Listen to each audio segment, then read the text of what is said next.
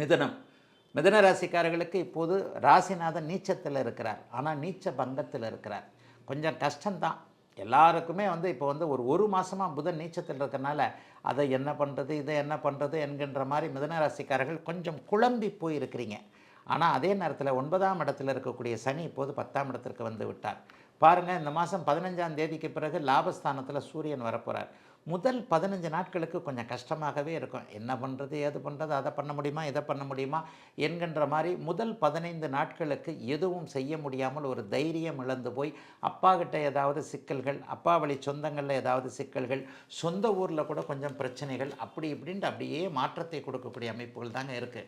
கரெக்டாக 15ஆம் தேதி, ஏப்ரல் 15ஆம் தேதிக்கு பிறகு பார்த்திங்கன்னா 11ஆம் இடத்திற்கு 3ஆம் அதிபதியாகிய சூரியன் உச்சம் என்கின்ற ஒரு நிலைமையில் வந்துடுவார்.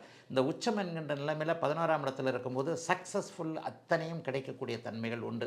அது வரைக்கும் அரசு தேர்வில் சரியாக இல்லாதவங்க, அரசாங்க விரோதம் கொண்டவர்கள், அரசில் ஒரு கான்ட்ராக்ட் கிடைக்கல, ஒரு அரசு அதிகாரியை பகைச்சிக்கிட்டேன் அதனால் பிரச்சனை, ஒரு போலீஸ் இன்ஸ்பெக்டர்கிட்ட பேச முடியல, ஒரு நிலைமையில் ஒரு மந்திரி செய்து தரேன்னு சொன்னார், அதை செய்ய முடியாமல் போச்சு. இந்த மாதிரி அரசு அதிகாரிகளிடம், அரசாங்கத்திடம் அனுகூலம் இல்லாமல் இருக்கக்கூடிய அனைவருக்குமே அப்படியே படிப்படியாக ஏப்ரல் மாதம் 15ஆம் தேதிக்கு பிறகு நல்லவைகள் நடக்கக்கூடிய தன்மைகள் உண்டு.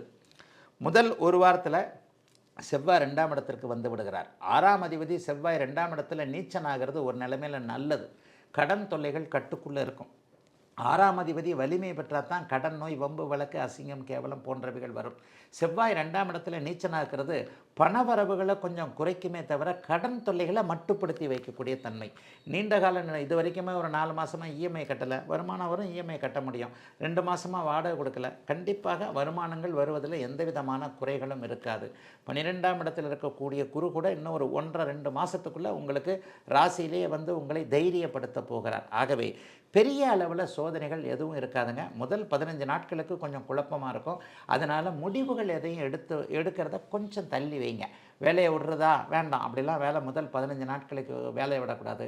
வேலை விடுறது, தொழில் ஆரம்பிக்கிறது, வியாபாரம் ஆரம்பிக்கிறது எல்லாமே ஏப்ரல் மாதம் 15ஆம் தேதி வரைக்கும் செய்யக்கூடாது. அப்பா கிட்ட ஏதாவது கொஞ்சம் ஹெல்த் இஷ்யூஸ் இருக்கலாம் அப்பாவுக்கு, அல்லது அப்பா கிட்ட ஏதாவது பிரச்சனைகள் ஏதாவது வரலாம்.